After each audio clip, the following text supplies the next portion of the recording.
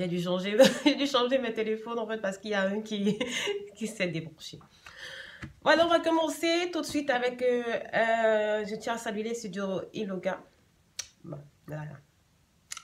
Je tiens à saluer les studios Iboga pour le travail accompli derrière ce film. J'ai adoré. Et parce que j'ai adoré, j'ai décidé de faire une recension. C'est une première, je sais, mais il faut apprécier le travail bien fait. Alors, on va au niveau de la pré-production, au niveau du choix de la location. Nabosa a été tourné. Je me suis posé des questions, 2-3 questions au niveau de la location. Je me demandais de la location, je me suis demandé du lieu de tournage. Pourquoi ils avaient décidé de tourner dans cet espace de Yaoundé, particulièrement sur ce mont-là, parce qu'il est symbolique. C'est un élément symbolique de la vie de Yaoundé. Lorsque je parle d'éléments symboliques, c'est un élément, c'est un espace où, lorsque l'on se retrouve, on sait qu'on est dans la ville elle-même, dans la capitale économique, la capitale politique de ce pays-là. On se retrouve directement orienté vers une forme de city branding, de valorisation de l'espace, valorisation d'un pays ou d'un territoire qui se vit au travers simplement d'une image qui est intégrée à l'intérieur d'un film. Après, on parlera de ça plus en amont lorsque je me lancerai dans ce discours-là, mais pour l'instant, on parle du film. Donc, je voudrais savoir pourquoi ils ont décidé de le faire là. Maintenant, après, peut-être aussi, cette intégration dans le naturel renvoie à un état de fait, à un sentiment précis, d'insécurité aussi, de puissance, parce que la disposition de ces roches au niveau des cadrages a tendanciellement renvoie à, on dirait, une forme de suprématie, de supériorité de la nature sur l'individu, sur l'être humain. Donc, on va dire, qui influence ou bien qui accentue, voilà, qui accentue l'effet de panique, l'effet de peur, l'effet de l'impression d'incertitude, de surprise, mais aussi de noir que l'on retrouve dans ce film.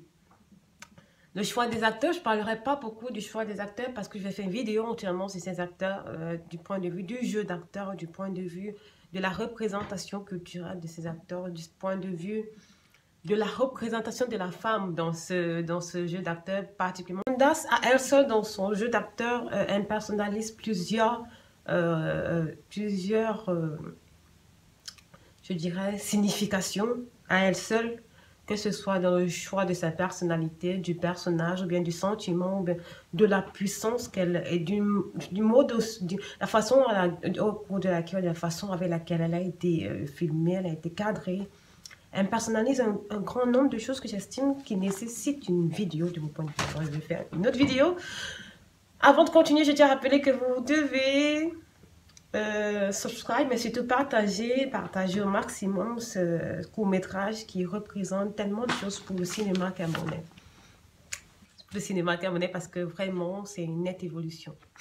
Alors, partagez au maximum. Et puis, mes vidéos, vous subscribe parce que vous aurez beaucoup de contenu et beaucoup de plaisir, de bonne humeur, de partage.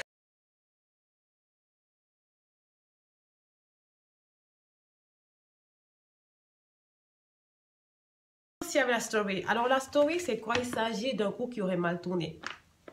Il y a 10 ans, parce que dans le film, vous verrez 10 ans plus tard, il y a 10 ans de cela, ils auraient Bobby et Mukanjo auraient monté un coup qui n'aurait pas bien tourné pour Bobby. Alors, le gars aurait fait 10 ans d'emprisonnement ferme pour ce coup-là, parce qu'il aurait été entubé, piégé par Mukanjo. Alors, 10 ans plus tard, Bobby sort de prison et il décide de se venger. Il décide de se venger en attrapant, en arrêtant. Mais pourquoi tu avais choisi Mukanjo? Mukanjo, c'est une représentation de la team. Vous prenez Mukanjo maintenant, pourquoi? Anyway, c'est beaucoup de symboles comme ça qui ont été intégrés dans ce film et qui pour moi, me parlent beaucoup. Et donc, voilà, c'est ça l'histoire. Et dans le processus de vengement, en fait, il y a 3 filles qui allaient faire du sport. Il y a Amanda, l'actrice principale. Il y a Paola, l'actrice secondaire qui sera Aïssatou. si je ne me trompe pas. Et puis il y aura Ingrid, Black Panther. Tous ces acteurs-là feront partie de probablement une autre vidéo parce que c'est essentiel que l'on parle du jeu d'acteur à l'intérieur de ce film. Et justement, elle découvre la scène pendant que Mokanjo se fait étrangler par un des hommes de Bobby, un homme particulier de Bobby, l'homme à la machette, le machette de Bobby.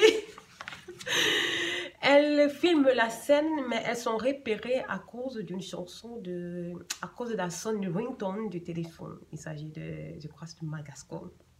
Chérie, je m'en fous. Quand on dit au code de ne pas mettre les ringtones, même si c'était n'importe quel, on devait tout les attraper de toutes les façons. Donc c'est un peu ça l'histoire. Et les filles, elles fuient. Mais malheureusement, elles sont arrêtées, elles sont kidnappées, je vais dire kidnappées, elles sont arrêtées, donc kidnappées parce qu'il y a une raison, elles sont arrêtées, elles sont rattrapées.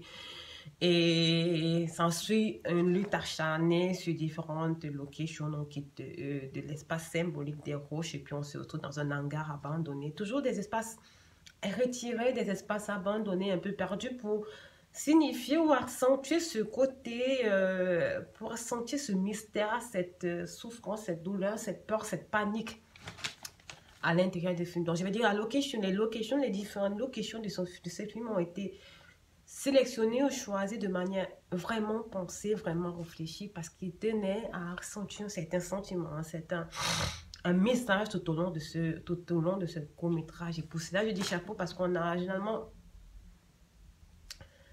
En général, lorsque je vois des films camerounais, j'ai tendance toujours à penser que certains espaces, certaines localisations, certains tournages ne sont pas analysés jusqu'au fond. Parce que selon moi, si dans les films en général, les films américains, parce que je vais pas utiliser comme référence des films européens ou français ou belges. Moi, j'estime que c'est beau, mais ce n'est pas le meilleur en même temps.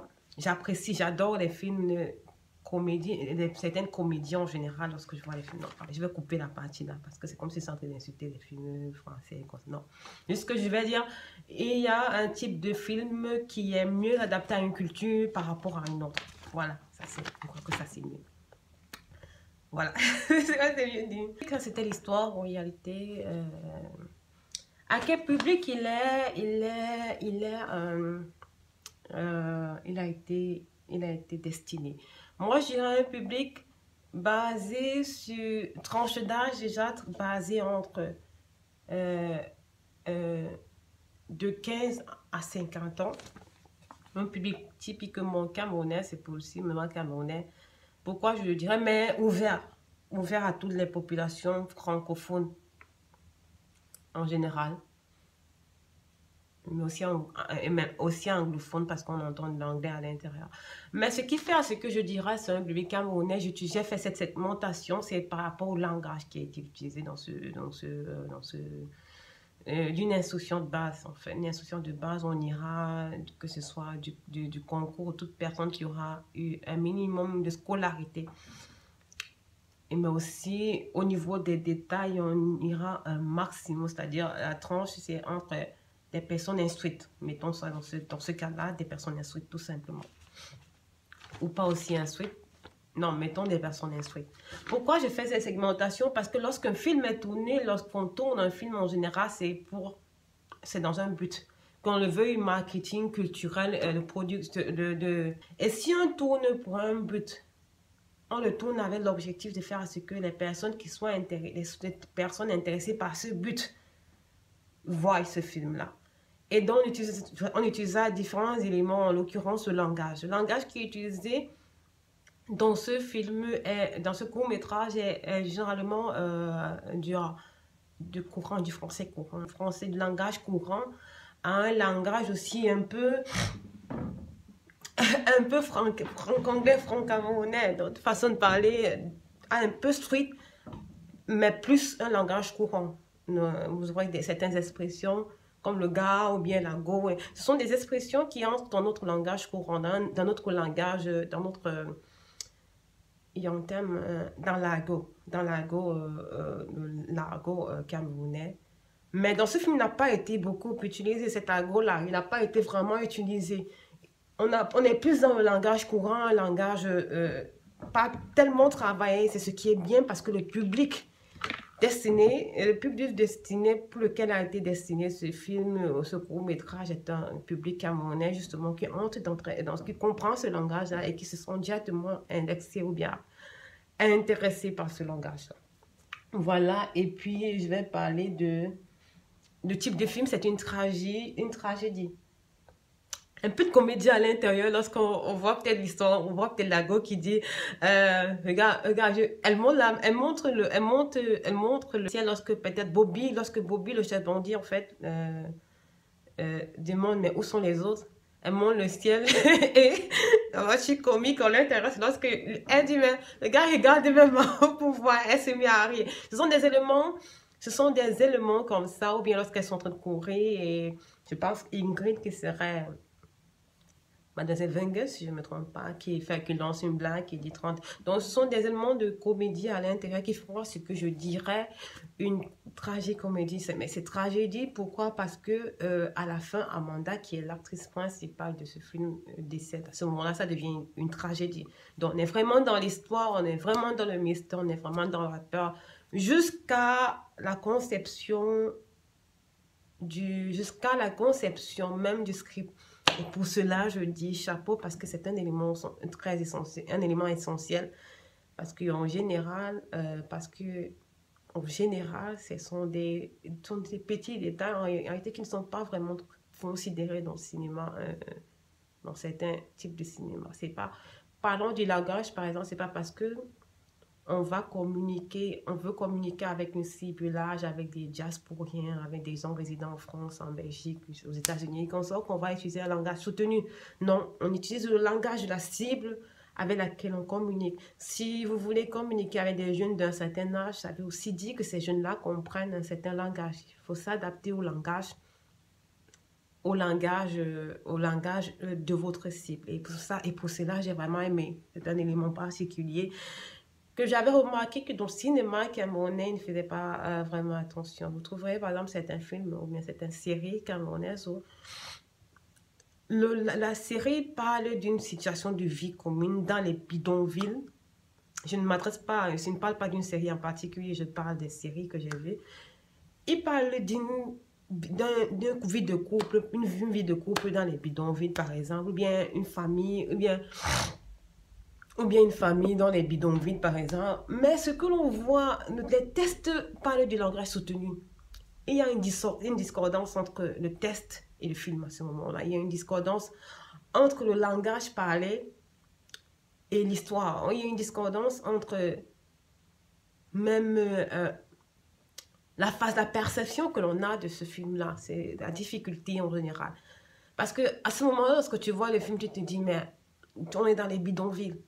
Ça, ce sont des personnes qui n'ont pas un travail de directeur général, ou bien de président d'entreprise, ou bien mais ils nous font un langage soutenu dans lequel même la simple question est reproduite comme s'il s'agissait de personnes qui avaient ce niveau de langage-là.